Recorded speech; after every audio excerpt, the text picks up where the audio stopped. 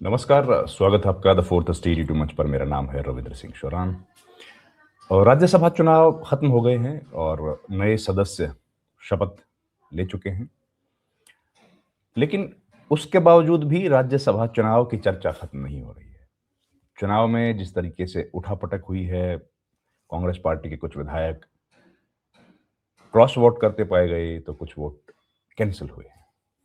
और इनके पीछे का विवाद, पॉलिटिकल कॉन्स्पिरेसीज, खरीद फरोख्त के आरोप और कांग्रेस पार्टी के भीतर का कलेश, वो तमाम चीजें हैं जो आज भी चर्चा का विषय बनी हुई हैं। इस बीच एक आंकड़ा सामने आया, मुझे लगा आपके सामने जरूर पेश करना चाहिए। आंकड़ा जो पिछले 10 बरस का है, 10 बरस 2017 से लेके और आज 2026 में हम लोग बैठे हैं। कितने इलेक्शंस हुए? इलेक्शंस मतलब आप जानते हैं कि राज्यसभा में अगर आपके पास विधायकों की संख्या पूरी है, जैसे हरियाणा में अगर हमने हाल में देखा कि 31 विधायक चाहिए थे, जो कि थे संजय भाटिया के पास पहली सीट के लिए, तो उस पे इलेक्शन नहीं हुआ। लेकिन दूसरी सीट पर चुनाव हुआ। तो इस तरह जो दूसरी सीट्स पर जहां चुनाव होता है, जहां पर एक कैंडिडेट इंडिपेंडेंटली खड़ा किया जाता है, जाहिर है सब जानते हैं कौन खड़ा करता है, कौन बीजेपी जहां खड़े करती है। तो इस तरह से इलेक्शंस न्यूमेरिकली तो एक एक सीट दोनों को मिलनी चाहिए। लेकिन दूसरी सीट पर जहां कैंडिडेट खड़ा किया, हरियाणा में किया, राजस्थान में, कर्नाटका में, कई स्टेट्स में किया, हिमाचल प्रदेश में कई जगह किया जाता है। और उनमें से कितने चुनाव बीजेपी के जो समर्थित निर्दलीय उम्मीदवार थे वो जीत पाए, कितने हारे? ये एक बड़ा इंटरेस्टिंग डेटा सामने आया। 10 बरस का है, इट्स अ लॉन्ग टाइम, एक डिकेड, ऑलमोस्ट ए डिकेड का। अब देखिए, कुल 68 इस तरीके के कॉन्टेस्ट्स हुए हैं राज्यसभा सीट के लिए। 68, इट्स अ बिग नंबर, 68। और 68 में से आप बताइए कितना जीती होगी बीजेपी, या बीजेपी समर्थित निर्दलीय उम्मीदवार कितने सीट जीते होंगे? 68 में से 62, 62 आउट ऑफ 68, 62 सीट्स जीते कौन? निर्दलीय उम्मीदवार, भाजपा समर्थित निर्दलीय उम्मीदवार। और जाहिर है उसमें वोट क्रॉस हुए हैं, वोट कटे हैं, टूटे, कैंसिलेशन हुआ है, वो सब हुआ है। तो 62 सीट्स मिली बीजेपी समर्थित निर्दलीय उम्मीदवारों को, वो जीत गए, ठीक है। उसके बाद तो 6 कौन लकी उम्मीदवार हैं और 6 सीट्स पर क्या खेल हुआ, उन 6 सीट्स की कॉन्टेस्ट क्या था, वो भी देखिए, सुनते हैं। जो 6 सीटें जीती, उनमें 4 सीट्स, 6 में से 4 सीट्स ऐसी थी जहां पर कांग्रेस की सरकार थी। कॉन्टेस्ट हुआ, कांग्रेस की सरकार थी, तो 4 सीटें कांग्रेस जीतने में कामयाब हुई पिछले 10 बरस में। कौन सी सीट्स 4 थी, कहां थी? कर्नाटका में थी और राजस्थान में थी। वो सीटें जीतने में कांग्रेस पार्टी कामयाब हुई। तो बची कितनी? 2। यानी ओपोजिशन रूल्ड स्टेट्स, माफ कीजिएगा, बीजेपी रूल्ड स्टेट्स में ओपोजिशन पार्टीज जीती है पिछले 10 बरस में 2 जगह पर, केवल 2 जगह पर जहां पर कंटेस्ट हुआ है। फिर से बताता हूं, बीजेपी रूल्ड स्टेट्स में जहां राज्यसभा चुनाव के लिए कॉन्टेस्ट हुआ, इलेक्शन हुआ, वहां पर 10 साल में कांग्रेस पार्टी के उम्मीदवार सारे चुनाव हारे हैं, 2 चुनाव जीते 10 साल में। 2 कौन से हुए? एक बरस 2017 में कौन जीता? गुजरात में जहां बीजेपी की सरकार थी, अहमद पटेल। अहमद पटेल चुनाव जीते थे, उनके खिलाफ बीजेपी ने बलवान सिंह राजपूत को खड़ा किया था, जो उन्हीं के पार्टी के थे, और वो चले गए थे, उनको बीजेपी ने खड़ा किया। और अहमद पटेल फिर आपको याद होगा ईगल्टन रिजोर्ट चले गए थे विधायकों को लेकर कर्नाटका में, और वो सारी कहानी हम लोग याद है।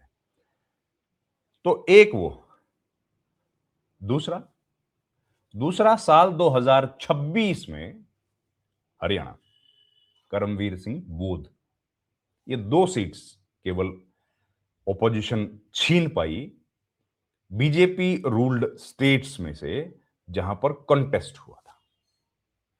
तो अब पता जब हमने किया कि क्या ऐसा रीजंस हैं कि भाई कांग्रेस पार्टी, तो कई तरह की चीजें जो मीडिया में भी हम लोग सुन रहे हैं, करोड़ों रुपए ऑफर किए जाते हैं, बड़े सीनियर लीडर्स जो टॉप लीडर्स 1-2 माने जाते हैं उनसे बात कराई जाती है और उनसे फिर अपने राजनीतिक भविष्य को सही दिशा में पॉलिटिकल करियर को चलाने की गारंटी वो देते हैं, को बड़ा पद दिया जाएगा, इस तरह की बातें, ये सब बातें आरोप आप लोग सुन रहे हैं कि इस तरह की होती हैं।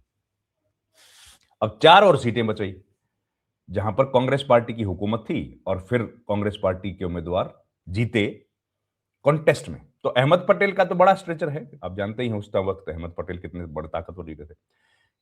तो एक जो सीट थी वो थी, आप बताऊंगा आपको, कर्नाटका में, जहां से अजय माकन लड़े। अजय माकन बड़े नेता हैं, उनको जीत हासिल हुई। ये घटना है 2024 की, तब तक सरकार बन चुकी थी कर्नाटक में। फिर सुभाष चंद्रा खड़े थे राजस्थान में और मुकुल वासनिक बीजेपी के बड़े नेता हैं, तब सरकार थी 2022 में।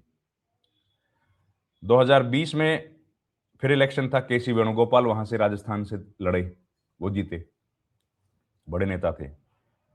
और एक धीरज प्रसाद साहू आईएनसी से जीते थे झारखंड से, ये 2018 की, तब वहां सरकार थी।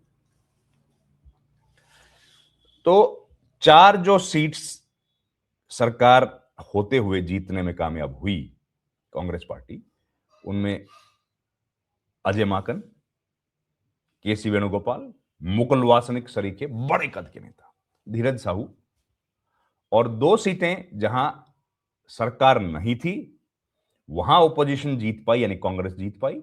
वो थी अहमद पटेल की 2017 की सीट गुजरात से, जिसके लिए पूरी कांग्रेस पार्टी जाहिर है लग गई होगी उस वक्त।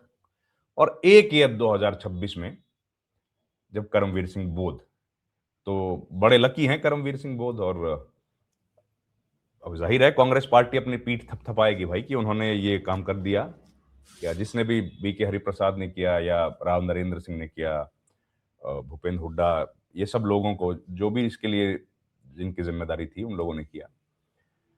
तो ये एक आंकड़ा था, डेटा था, जो मुझे लगा आपके साथ साझा करना चाहिए। इलेक्शंस में राज्यसभा का चुनाव बड़ा सिंपल इलेक्शन है, सिंपल गणित है। पहले मालूम होता है कि कितनी सीट्स वेकेंट हैं, कितने विधायक हैं, और कितने विधायक अगर आपके पक्ष में है तो एक सीट मिल जाएगी। उस सीट को भी कॉन्टेस्ट बना दिया है, वो जो सिंपल अर्थमेटिक को भी इतना टफ कॉन्टेस्ट बना दिया। क्यों? क्योंकि क्रॉस वोट कराने के लिए हथियार हैं या टूल्स सारे अवेलेबल हैं कि आप क्रॉस वोट कराने में माहिर हैं, क्रॉस वोट करा सकते हैं। उसके लिए चाहे वो आरोप जो लगते हैं, चाहे धन बल का प्रयोग किया जाए, सत्ता बल का प्रयोग किया जाए, एजेंसीज का दुरुपयोग किया जाए, ये सारी चीजें हम लोग लगातार चर्चाओं में रहती हैं, वही देखने में आता है। अब सवाल यह है कि सरकार या बीजेपी इतनी डेस्परेट क्यों है कि उनके राज्यसभा में भी इतने नंबर्स हों? सरकार तो उनकी चल ही रही है, सरकार तो लोकसभा से ही चल जाती है, फिर क्यों राज्यसभा में नंबर चाहिए? देखिए, जब कई बिल पास करने होते हैं और कॉन्स्टिट्यूशनल अमेंडमेंट्स खासतौर पर होते हैं, तब संख्या बल की बड़ी जरूरत पड़ती है। बीजेपी अब पूरी कोशिश ये कर रही है कि अगर उनको कल वन नेशन वन इलेक्शन जैसे बिल्स पारित करने पड़े, तो वो कॉन्स्टिट्यूशनल अमेंडमेंट्स भी हैं, 2/3 बहुमत भी उसमें चाहिएगा। तो कांग्रेस बीजेपी के पास राज्यसभा में 2/3 बहुमत अपने से हो, उतने सांसद उनके हों कि उन्हें किसी दूसरी राजनीतिक दल की तरफ ना देखना पड़े। ये जो विधानसभा चुनाव के नतीजे भी आ रहे हैं ना, जहां पर कंप्लीट वाइप आउट है ओपोजिशन का, और उस पर आरोप लगते हैं कि चुनाव गड़बड़ी से जीता जा रहा है, और गड़बड़ी भी इस तरह के आरोप लगते हैं कि इतनी बड़े लेवल की है कि 80% सीटें जीत जा रही है बीजेपी या सत्तारूढ़ गठबंधन जो है, जेडीयू बीजेपी का, इस तरह की पार्टियां। तो उसके पीछे का भी एक यही है कि राज्यसभा की जो सीटें हैं वो सारी की सारी मिलें बीजेपी को, जिससे राज्यसभा में उनका बहुमत बना रहे और बड़ी पार्टी के तौर पर 2/3 बहुमत उन्हीं के पास हो, तो किसी की तरफ उनको देखना ना पड़े, ताकि वो फिर अपनी मर्जी से जो बिल चाहें जब चाहें वो पारित करवा पाएंगे। तो खैर, ये एक छोटा सा आंकड़ा था, बड़ा इंटरेस्टिंग मुझे लगा, तो लगा कि आपसे शेयर करता हूं। तो इस वीडियो में इतना ही, लेकिन ये बड़ा धमाकेदार लगा मुझे कि कितना टफ कॉन्टेस्ट क्रिएट कर दिया गया है। कितना टफ कॉन्टेस्ट है, तो हो सकता है इसमें आंकड़े में कुछ ऊपर नीचे हो, वो अगर त्रुटि होगी तो जाहिर है आपके सामने आएंगे, और आपको लगे कि इसमें कुछ ऊपर नीचे है, क्योंकि हमने खुद कंपाइल किया है, तो आप भी जरूर हमको बताइएगा, हम लोग उसको दुरुस्त करेंगे। इस वीडियो में इतना ही। आपका बहुत बहुत धन्यवाद दोस्तों। Thank you very much. नमस्कार।